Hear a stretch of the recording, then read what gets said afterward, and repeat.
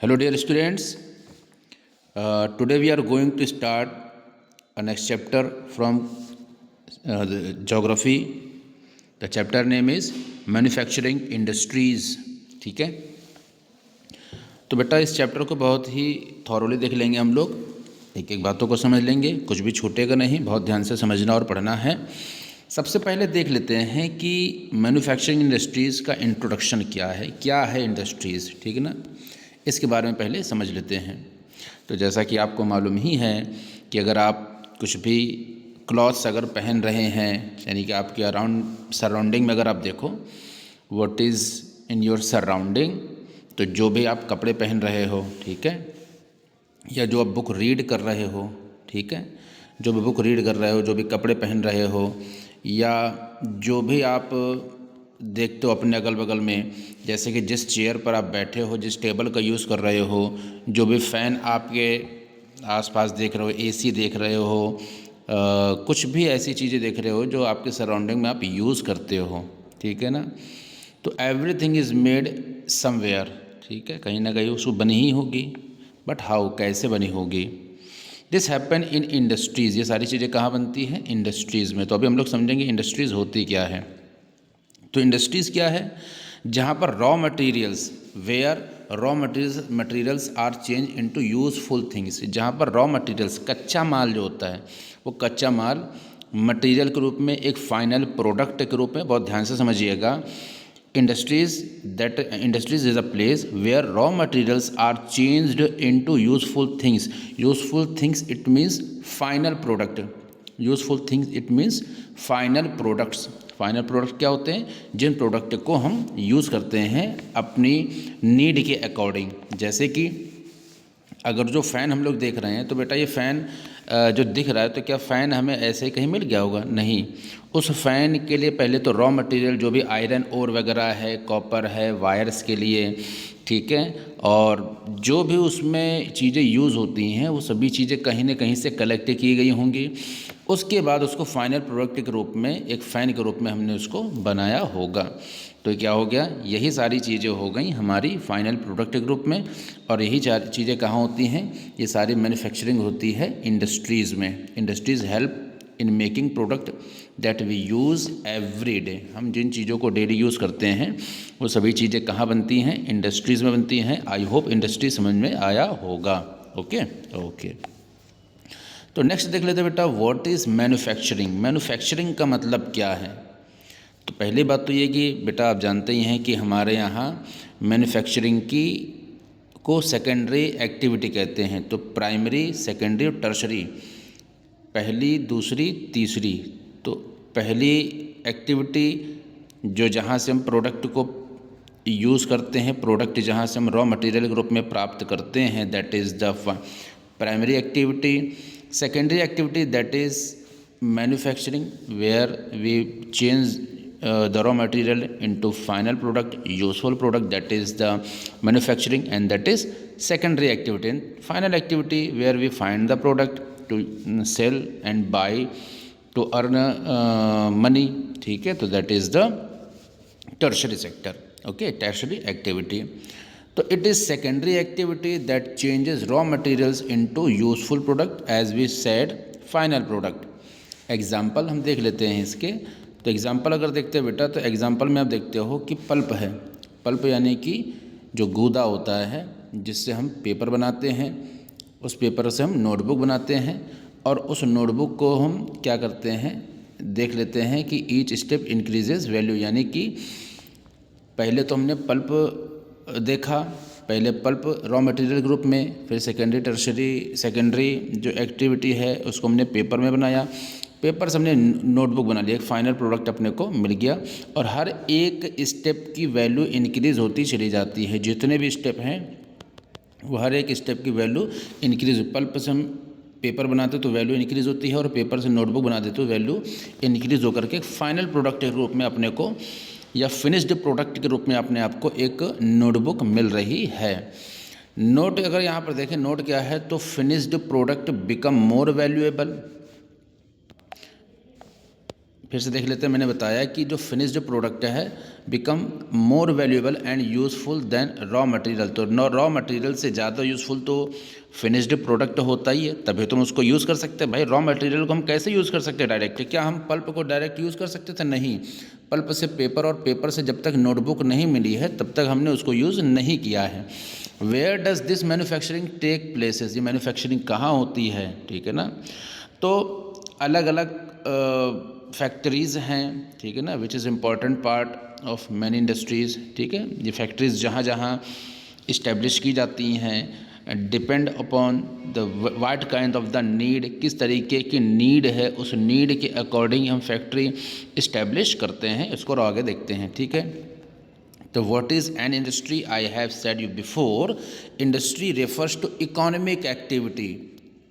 It is a place where raw materials are turned into product, minerals are extracted and services are provided to the people. यानी कि जो जो industry होती है वो क्या रेफ़र करती है? इकोनॉमिक एक्टिविटी को रेफ़र करती है, क्योंकि जब तक पल्प को हमने बाई नहीं किया होगा, उससे पेपर नहीं बनाया होगा, उसको पेपर बनाने के बाद हमने जब आगे उसके फाइनल प्रोडक्ट के रूप में नोटबुक या बुक या जो भी चीज़ें पेपर के माध्यम से बन रही हैं, जब तक उस फाइनल प्रोडक्ट को हमने फाइंड नहीं किया है तब तक ये सारी चीज़ें क्या हैं? इंडस्ट्री के अंदर हैं। और बाद में जब इसमें क्या है कि खरीद प्रोक्योरिंग होती है, यानी कि खरीद फरोख्त होती है। रॉ मटेरियल भी इकोनॉमी एक्टिविटी को डिफ़ाइन कर रहा है। फाइनल प्रोडक्ट जब हम मिलता है और उसको जब मार्केट में सेल करते हैं तो वहाँ से भी हम इकोनॉमिक एक्टिविटी करते हैं, यानी कि पैसे की खरीद फरोख्त करते हैं, ठीक है। सामान की खरीद फरोख्त करते हैं जहाँ से हम मनी को अर्न करते हैं। तो इट इज़ अ नेक्स्ट हम देख लेते हैं कि it is a place where raw materials are turned into product, minerals are extracted and services are provided to the people. यानी कि एक प्रकार की सर्विस भी प्रोवाइड करवाई जा रही है, ठीक है। बिना सर्विस प्रोवाइड करे मनी अर्न नहीं कर सकते हैं। मिनरल्स का भी यहाँ पर यूज़ किया जाता है, ठीक है। We classify industries under secondary activities और मैन्युफैक्चरिंग सेक्टर्स। पहले बता चुके हैं कि जो इसको मैन्युफैक्चरिंग सेक्टर या सेकेंडरी एक्टिविटीज़ भी कहते हैं, टर्शियरी एक्टिविटी, जहाँ पर फाइनल प्रोडक्ट प्राप्त करते हैं। नोट हम देख लेते हैं कि economic activity means any work people do to earn money. पैसे कमाने के लिए जो भी इकोनॉमिक एक्टिविटी की जाती है लोगों के द्वारा, वही इंडस्ट्रीज़ होती है। क्लासिफिकेशन देखते हैं इंडस्ट्रीज़ का। तो बेटा अगर इंडस्ट्रीज़ का क्लासिफिकेशन देखें तो इंडस्ट्रीज़ के क्लासिफिकेशन में आपको मालूम ही है कि इंडस्ट्रीज़ का अगर हम क्लासिफिकेशन करते हैं तो on the basis of raw material, on the basis of size, on the basis of ownership, on the basis of finished good, ये क्लासिफिकेशन होते हैं इंडस्ट्रीज़ के, ठीक है ना। तो देख लेते हैं, यहाँ पर हमने देखा है क्लासिफिकेशन अगर हम देखते हैं इंडस्ट्रीज़ के, तो क्लासिफिकेशन बेटा on the based on raw material, उस इंडस्ट्री का साइज़ क्या है ना, उसकी ओनरशिप क्या है, और एक चीज़ हो सकती है उसको हम बोलते हैं फिनिश्ड गुड। यहाँ क्या बोल सकते हैं बेटा? Finished goods.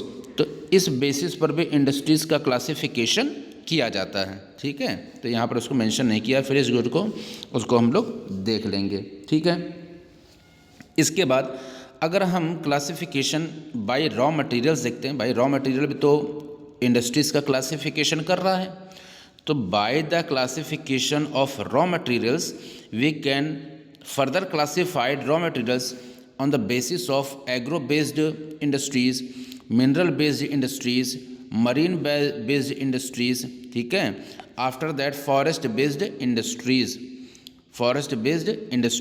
और एक और हो सकता है जिसको हम बोल सकते हैं pastoral based industries. Pastoral based industries क्या होता है? इसे पेस्टोरल बेस्ड इंडस्ट्रीज़ कहेंगे, पेस्टोरल बेस्ड इंडस्ट्रीज़। अच्छा, पेस्टोरल बेस्ड इंडस्ट्रीज़ क्या है तो इसको पहले ही बता दे रहा हूँ।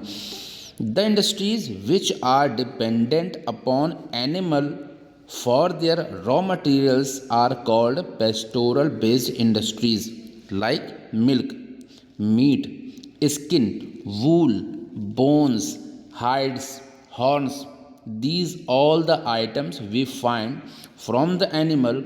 And as you know, I have said before, what is pastoral industries? The pastoral industries, that industries which are dependent upon the animals for their raw materials, like milk, दूध हम कहाँ से ले रहे हैं? एनिमल से ले रहे हैं. मीट, स्किन, वूल, कपड़े पहनते हैं, woollen cloths, bones, hides, horns, these all the items we find as a raw materials from the animal. So that is pastoral industries. Okay. Next we are going to the agro based industries. So what is agro based industries? They uses plants and animal to make product. Agro based industries: food processing, cotton textiles, dairy and leathers.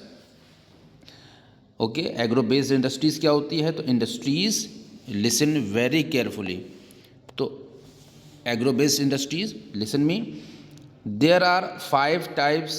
Sorry, agro based industries. What is agro based industries? Industries which use agricultural product as their raw materials for manufacturing goods are known as agro based industries. Like sugar cane हो सकता है, यानी कि जो गन्ना है उसको तो हम एग्रो बेस्ड इंडस्ट्रीज़ कह सकते हैं. ठीक है ना. जैसे कॉटन की बात की मैंने, तो टेक्सटाइल में हम कॉटन का यूज़ करते हैं. ओके.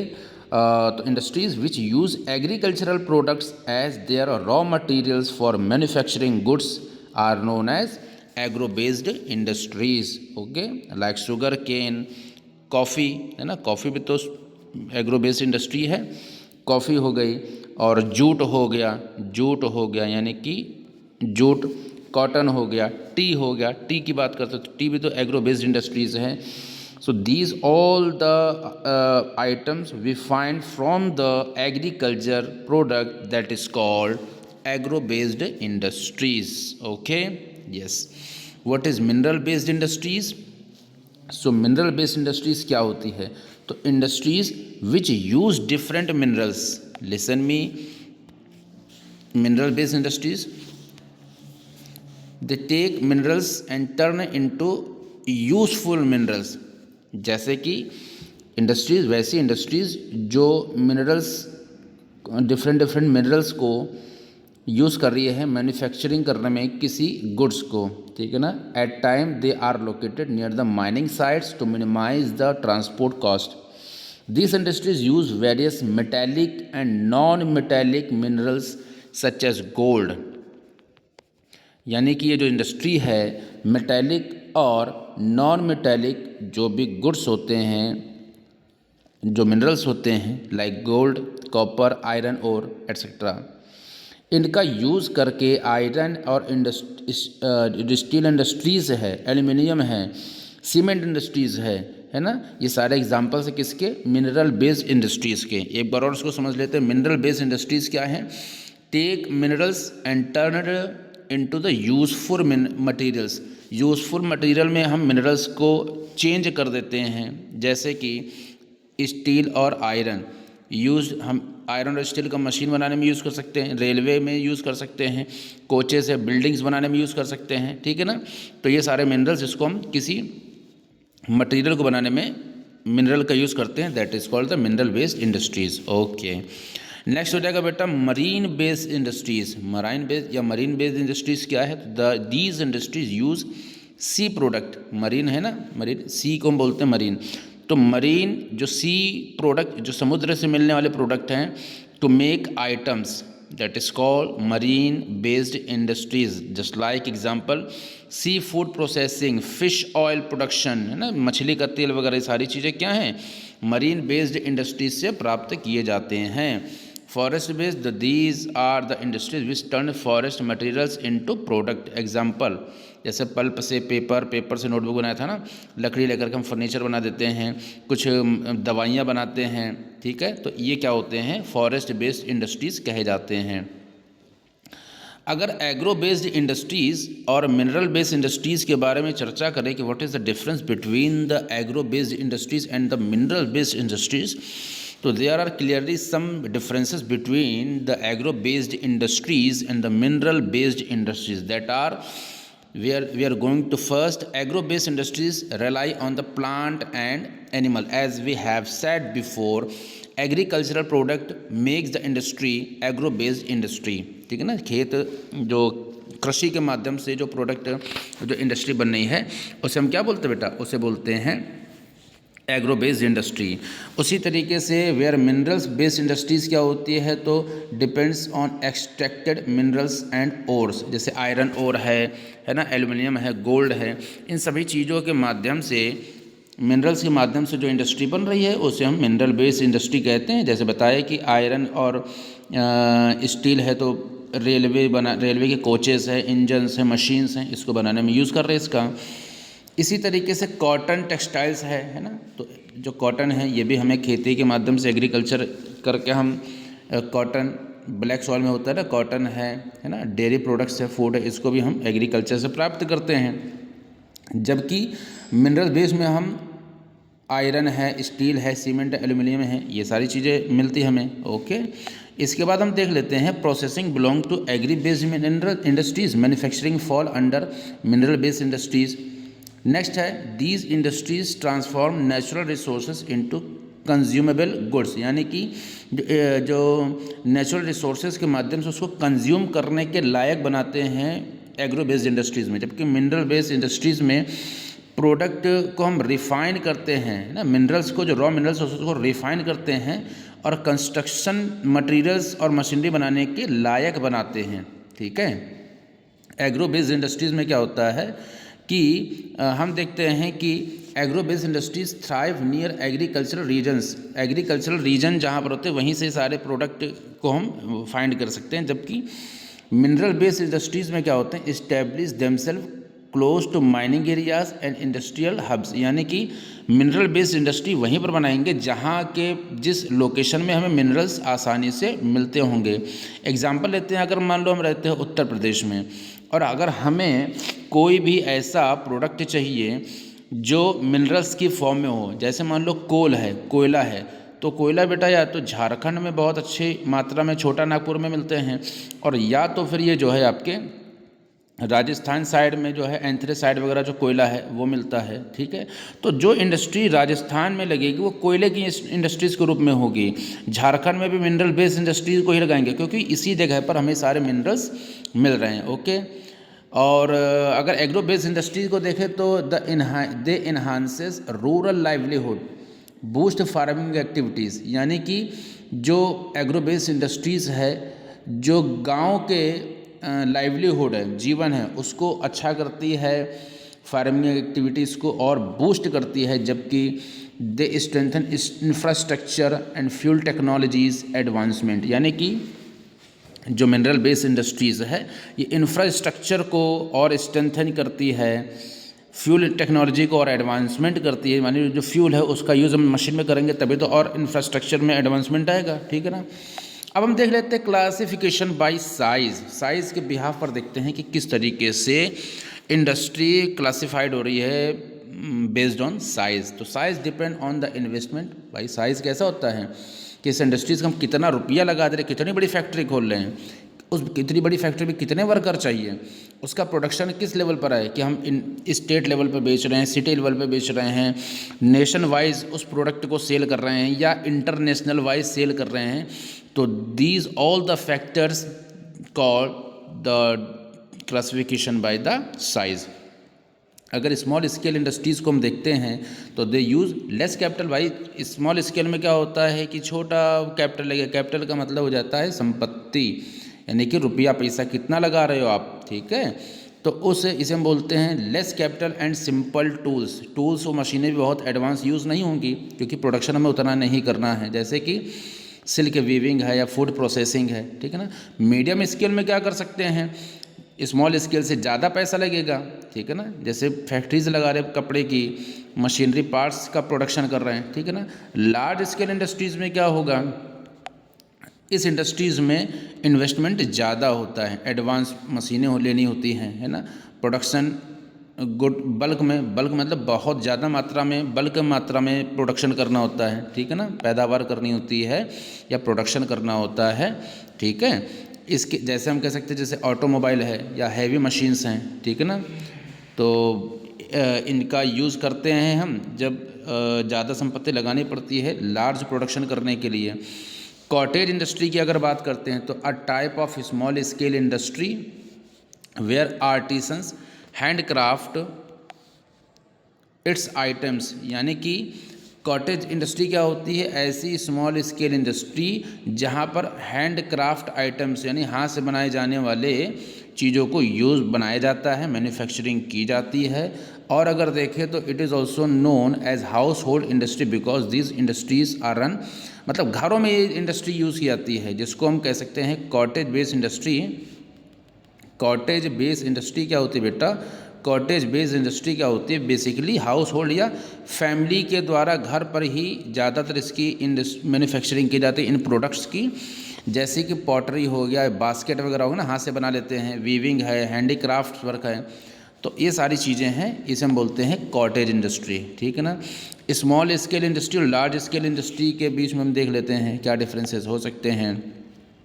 तो ये वैसे हालांकि मैंने सारी चीज़ें बता दी हैं कि इसका स्मॉल स्केल इंडस्ट्री में सारी चीज़ें आपको बनाने के लिए कम कैपिटल की रिक्वायरमेंट होती है, इसमें ह्यूज इन्वेस्टमेंट होता है, ज़्यादा इन्वेस्टमेंट होता है। ह्यूज इन्वेस्टमेंट का मतलब होता है बहुत ज़्यादा इन्वेस्टमेंट। इसमें लिमिटेड प्रोडक्शन होता है, इसमें प्रोडक्शन बहुत बल्क मात्रा में होता है। ये स्मॉल स्केल इंडस्ट्रीज़ में सिंपल मशीन यूज़ होती हैं, इसमें एडवांस्ड टेक्नोलॉजीज़ का यूज़ करते हैं लार्ज स्केल इंडस्ट्रीज़ में। और यहाँ पर जो स्मॉल स्केल इंडस्ट्रीज़ है वर्कर की ज़रूरत कम होती है, जबकि यहाँ पर जितना ज़्यादा प्रोडक्शन होगा तो उतने ज़्यादा ही थाउजेंड्स में लेबर की आवश्यकता पड़ सकती है। स्मॉल स्केल इंडस्ट्रीज़ में सिल्क वीविंग है ना, पॉटरी वर्क है, स्मॉल स्केल इंडस्ट्रीज़ में इनको हम देख लेते हैं। जबकि ऑटोमोबाइल है ना, या स्टील प्रोडक्शन है, ये लार्ज स्केल इंडस्ट्रीज़ में गिने जाते हैं। क्लासिफिकेशन अगर करते हैं ओनरशिप के बिहाफ पर, मैंने बताया था ना कि इंडस्ट्रीज़ का क्लासिफिकेशन कैसे कहते हैं, साइज़ है, ओनरशिप है, इनके बिहाफ पर करते हैं। तो industries operate under different ownership, कौन कौन से, प्राइवेट, पब्लिक, जॉइंट, कोऑपरेटिव। अच्छा, प्राइवेट सेक्टर क्या होता है, तो इसमें कुछ लोग इंडिविजुअली वर्क करते हैं। प्राइवेट सेक्टर में क्या होता है बेटा, इंडिविजुअल या कुछ लोग 2 4 6 लोग मिल करके किसी बिजनेस को रन करते हैं, जैसे कि टाटा या रिलायंस, ये इंडस्ट्रीज हो गई। पब्लिक में होता है, पब्लिक सेक्टर में गवर्नमेंट कंट्रोल करती है, जिस भी इंडस्ट्री को गवर्नमेंट के द्वारा कंट्रोल किया जाए वो पब्लिक सेक्टर होती है। जैसे कि सेल है, हिंदुस्तान एरोनॉटिक्स है ना, HAL जिसको बोलते हैं, और सेल है, स्टील अथॉरिटी इसको बोलते हैं, ठीक है ना। जॉइंट सेक्टर में क्या होता है कि जब गवर्नमेंट और प्राइवेट जो ओनर्स हैं मिल करके किसी काम को करें उसको बोलते हैं जॉइंट सेक्टर, जैसे कि मारुति उद्योग है, ठीक है। कोऑपरेटिव सेक्टर में क्या होता है कि जहाँ पर वर्कर्स और प्रोड्यूसर्स, सप्लायर्स, ये इंडिविजुअली मिल करके एक ग्रुप के तौर पर किसी इंडस्ट्री को मैनेज करें, उसकी इकोनॉमिक एक्टिविटी को। मैंने क्या बताया कि कोऑपरेटिव में प्रोड्यूसर, वर्कर्स और सप्लायर्स ये इकोनॉमिक एक्टिविटीज़ को जब ये मैनेज करते हैं तब जाकर किसको बोलते हैं, कोऑपरेटिव सेक्टर्स।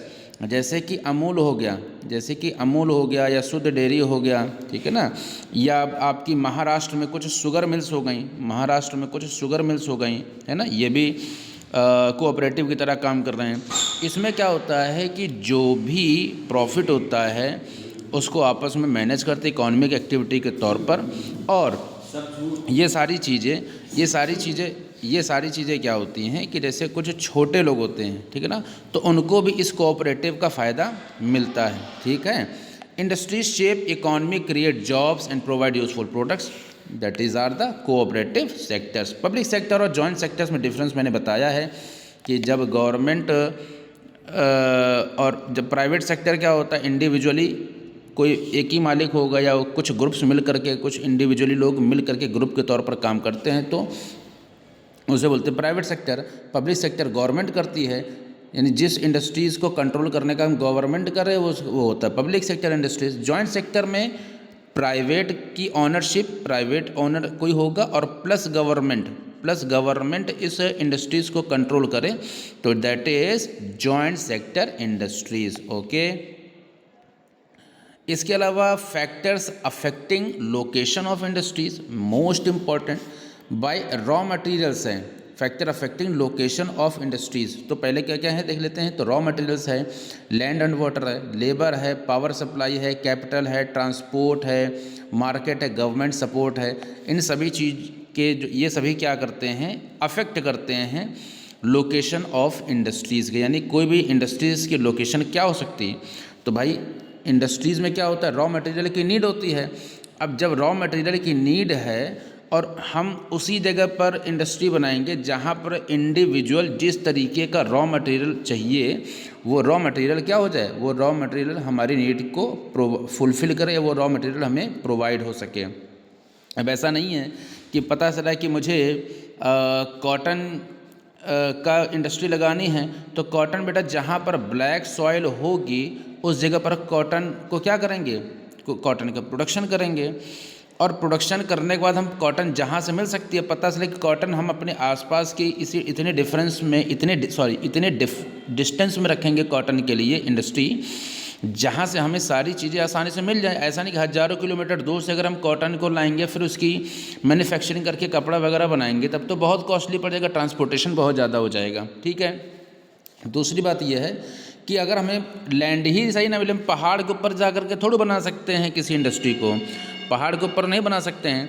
तो हम ऐसी जगह बनाएंगे जहाँ पर लैंड अच्छा हो, पानी की सुविधा अच्छी हो, ये सारी बातें हों, हमें आसानी से लेबर मिल सके। ऐसा ना कि हम किसी ऐसी जगह चले गए और हमें लेबर ही नहीं मिल रहा है, तो जब हमें लेबर नहीं मिलेगा, काम करने के लिए वर्कर्स नहीं मिलेंगे, उनकी अवेलेबिलिटी होनी हो गई हमारे नियर बाई, तो तब भी जो इंडस्ट्री अच्छे से सफल नहीं होती है। इसके अलावा पावर सप्लाई, अब इंडस्ट्री चलाने के लिए इलेक्ट्रिसिटी की भी नीड होती है। ऐसा ना हो किसी जंगल में चले जाएं और वहाँ पर किसी इस प्रकार का कोई इंफ्रास्ट्रक्चर ही ना हो, किसी ऐसा इंफ्रास्ट्रक्चर जहाँ जिस इंफ्रास्ट्रक्चर में हमें किसी तरह से इलेक्ट्रिसिटी प्रोवाइड ही ना हो सके, तो भी पावर सप्लाई जब नहीं मिलेगी तो भी ये फैक्टर्स हमें क्या करते हैं, इंडस्ट्री बनाने सेटअप करने में हेल्प नहीं कर सकते। इसके अलावा कैपिटल तो सबसे ज़रूरी है, इंडस्ट्री को लगाने के लिए मनी चाहिए ना, जिससे हम उसको स्टार्ट कर सकें और उसको ग्रो कर सकें, क्योंकि इंडस्ट्री लगाना बड़ी बात नहीं है, उसका एडवर्टीजमेंट है। ठीक है ना, एक सेकंड देखते हैं। जैसे मैंने आपको बताया कि जब हम इंडस्ट्री लगाते हैं तो इंडस्ट्री लगाते समय हम किन किन बातों का ध्यान रखते हैं, तो उसकी लोकेशन के बिहाफ पर हम देखते हैं कि रॉ मटेरियल्स है, land, water, labour, water supply, capital, पैसा लगा रहे हैं। अब पैसा लगाने के लिए क्या करते हैं भाई, अगर हम ट्रांसपोर्टेशन करेंगे तो भी हमें पैसे की आवश्यकता पड़ेगी, एडवर्टीजमेंट कराएंगे, है ना, फैक्ट्री को ग्रो करने के लिए उसका जितना अच्छा इंफ्रास्ट्रक्चर होगा, उस इंफ्रास्ट्रक्चर को बनाने के लिए जितनी चीज़ें हमें सब पैसे की आवश्यकता पड़ेगी, हम पेमेंट करेंगे तो उसके लिए भी हमें पैसे की ज़रूरत पड़ेगी। तो हर जगह पर मनी की तो नीड होती है जिससे हम इंडस्ट्री को ग्रो कर सकें और स्टार्ट कर सकें। ठीक है, नेक्स्ट देख लेते हैं मार्केट। तो industries grows better where people can easily buy their product. अब इंडस्ट्री को हम वहाँ पर लगाएंगे जिससे हमारे पास मार्केट हो, क्योंकि मार्केट में जब लोग आएंगे तभी तो सामान खरीदेंगे या बेचेंगे, तो उसके लिए अच्छी मार्केट की आवश्यकता होती है। गवर्नमेंट के सपोर्ट की सबसे ज़्यादा ज़रूरत होती है, क्योंकि गवर्नमेंट क्या करती है, हमें इलेक्ट्रिसिटी देती है, ट्रांसपोर्टेशन दे सकती है इंडस्ट्रीज़ को, है ना। और अगर ये सारी चीज़ें ना हो, गवर्नमेंट का सपोर्ट ना हो, गवर्नमेंट के रूलिंग्स या गवर्नमेंट की गाइडलाइंस ऐसी हो जो इंडस्ट्रीज़ के फेवर में ना हो, इंडस्ट्रीज़ के फेवर के लिए गवर्नमेंट का सपोर्ट बहुत ज़रूरी है, तभी तो इंडस्ट्री और आगे चल के ग्रो कर सकेगी। नेक्स्ट हम देख लेते हैं many big cities like Jamshedpur, Bhilai, ये इसलिए ग्रो कर पाए क्योंकि इनके पास इंडस्ट्रीज़ हैं। इंडस्ट्रियल सिस्टम की अगर बात करते हैं तो इंडस्ट्रियल सिस्टम वर्क्स लाइक अ साइकिल। 3 पार्ट होते हैं इंडस्ट्रियल सिस्टम के, एक होता है इनपुट, एक होता है प्रोसेसेस, दूसरा होता है उसका आउटपुट। एक बार देख लेते हैं, जैसे इंडस्ट्रियल सिस्टम की बात करते हैं तो ये तीनों एक दूसरे पर डिपेंडेंट होती है। जैसे कि समझाते हैं, इनपुट, आउटपुट और प्रोसेसेस। सबसे पहले इनपुट, फिर आउटपुट और फिर नेक्स्ट हो जाएगा प्रोसेसेस। ये क्या चीज़ें हैं तो समझिएगा। मैंने आपसे बताया इंडस्ट्रियल जो सिस्टम हैं तो एक साइकिल की तरह काम करते हैं, यानी इनपुट। तो हमें किसी भी इंडस्ट्री को स्टार्ट करने के लिए रॉ मटेरियल ज़रूरत पड़ेगी, उसमें काम करने के लिए लेबर की, लैंड की, पावर की, ट्रांसपोर्ट और मनी की, सबकी आवश्यकता पड़ेगी। इसके बाद प्रोसेस करना, हमें प्रोसेस करने में क्या होता है, जैसे कि अगर हम रॉ मटेरियल को देखते हैं, जैसे मान लो कॉटन है, तो कॉटन है, अब प्रोसेस के तौर पर हम क्या देखते हैं कि जब प्रोसेस होगा तो अगला स्टेप बोलते हैं, यानी कि जो भी रॉ मटेरियल्स है उसको हम फाइनल प्रोडक्ट में बदलेंगे। तो कैसे, जैसे मान लो कॉटन है, उसकी गिनिंग है, स्पिनिंग है, वीविंग है, डाइंग एंड देन प्रिंटिंग है, यानी कि उसको हम उधेड़ बुन करेंगे, स्पिन करेंगे, उसका धागे में चेंज करेंगे, है ना, उसको कलर करेंगे और कलर करके एक पेंटिंग वेंटिंग करके तब उसको फाइनल कपड़े के रूप में इसको लेकर के आएंगे।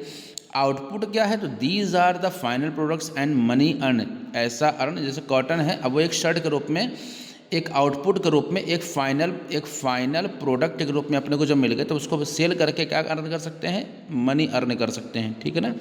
तो 3 इनपुट्स हो गए इंडस्ट्रियल सिस्टम में जो एक साइकिल की तरह काम कर रहा है। पहला है इनपुट, प्रोसेस और लास्ट है आउटपुट। ठीक है। इंडस्ट्रियल रीजन्स की अगर हम बात करते हैं तो इंडस्ट्रियल रीजन्स, इसको थोड़ा और जूम कर लेते हैं। इंडस्ट्रियल रीजन्स की अगर हम बात कर लेते हैं, इंडस्ट्रियल रीजन की अगर बात करते हैं तो ये क्या है, तो इंडस्ट्रियल रीजन के अंतर्गत अगर हम देखते हैं तो industrial region from when many industries set up close to each other, जैसे कि यानी कि ऐसी इंडस्ट्रियल रीजन वो होता है जहाँ बहुत सारी इंडस्ट्रीज़ हों, एक दूसरे के पास हों। दूसरी, अब इसको समझाते हैं, these industries share roads, power, workers and other things, यानी कि एक क्या कहते हैं, एक इकोसिस्टम, एक बोलते हैं इसको बेटा, इसको एक इकोसिस्टम, ऐसा इकोसिस्टम जिस इकोसिस्टम को यूज़ करके सभी इंडस्ट्रीज़ टुगेदर वर्क कर सकें, जहाँ पर ऐसा किसी एक इंडस्ट्री के लिए अलग से सड़क तो जाएगी नहीं, अलग से मार्केट तो जाएगी नहीं, अलग से रेलवे तो होगा नहीं, अलग से ट्रांसपोर्टेशन तो होगा नहीं, अलग से इलेक्ट्रिसिटी सप्लाई तो नहीं की जाएगी। तो एक पूरा हब होता है, उस हब को हम बोलते हैं रीजन। ठीक है ना। जहाँ पर कॉमन रोड शेयर की जा सके, पावर हो सके, वर्कर्स मिल सकें, है ना, अदर थिंग्स हैं। Big industrial region grow near, जहाँ पर कोल फील्ड हो, सी पोर्ट हो, है ना, टेम्परेट एरियाज हो, बहुत ज़्यादा गर्मी और सर्दी वाला ना इलाका हो, इस तरीके की industries. Major industries region in of the world, eastern North America है, वेस्टर्न एंड सेंट्रल यूरोप है, ईस्टर्न यूरोप है, तो ये मेजर इंडस्ट्रियल रीजन है। ठीक है ना। नेक्स्ट हम मेजर इंडस्ट्रियल रीजन्स इंडिया की बात कर लेते हैं। तो यहाँ पर भी कुछ रीजन्स हैं, जैसे मुंबई है, बेंगलोर है, हुगली है, अहमदाबाद है, छोटा नागपुर, विशाखापट्टनम, गुड़गांव, ये भी क्या हैं, ये इंडस्ट्रियल रीजन्स हैं भारत में जहाँ पर इंडस्ट्रीज़ वर्क कर रही है। ये आपको सीधे याद कर लेना है। डिस्ट्रीब्यूशन ऑफ मेजर इंडस्ट्रीज़, ठीक है। तो 3 big industries in the world are, दुनिया में 3 इंडस्ट्री बड़ी बड़ी हैं, जैसे कि आयरन, स्टील, टेक्सटाइल और IT यानी कि information technology. Iron, steel and textiles are old industries, है ना, पुरानी इंडस्ट्रीज़ है, शुरू से लोग आयरन और स्टील का यूज़ कर रहे हैं, टेक्सटाइल का यूज़ कर रहे हैं। IT नया थोड़ा सा है ना, information technology new and fast growing industry है, यानी कि IT पहले तो था नहीं, अभी 15-20 साल 25 साल हुए हैं इसको आए हुए। Where are the industry found, तो आयरन एंड स्टील इंडस्ट्री कहाँ है, जर्मनी में, USA में, चाइना, जापान, रशिया, सब जगह पर है। टेक्सटाइल इंडस्ट्री क्या है, भारत में बेसिकली कॉमन तरीके से देखें तो भारत में Hong Kong, Saudi Korea, Japan, Taiwan है। IT industry silicon valley USA में और बेंगलोर इंडिया में, यहाँ पर IT इंडस्ट्री देखने को मिलती है। आयरन एंड स्टील इंडस्ट्री की बात करते हैं तो this is a feeder industry that supplies steel to another steel. Input की बात करते तो आयरन और coal, limestone, labour, money, land, power, ये सारी चीज़ यूज़ करी जाती हैं आयरन स्टील इंडस्ट्री में। प्रोसेस किया जाता है, प्रोसेस के बारे में बताया ही है। आउटपुट क्या है, फाइनल प्रोडक्ट के रूप में मिलता है अपने को ये, ठीक है ना। तो इस तरीके से हम सारी चीज़ें देख लेते हैं। जमशेदपुर इंडिया की पहली स्टील सिटी थी, इंडियाज़ फर्स्ट स्टील सिटी, जैसे कि टिस्को है, Tata Iron and Steel Company, ठीक है ना, started in 1907 at Sanchi near river Suvarnarekha and करकाई इन झारखंड। तो ये सारी चीज़ें बेटा, और बेसिकली इतनी चीज़ों को आज रखते हैं। ये थोड़ा बहुत जो बचा है इसको हम लोग कल या परसों में देख लेंगे। हालांकि 90% प्लस ये आपका चैप्टर कवर हो चुका है। बहुत ज़्यादा ऐसी चीज़ें नहीं हैं जो बताने वाली हूँ। ठीक है, ओके।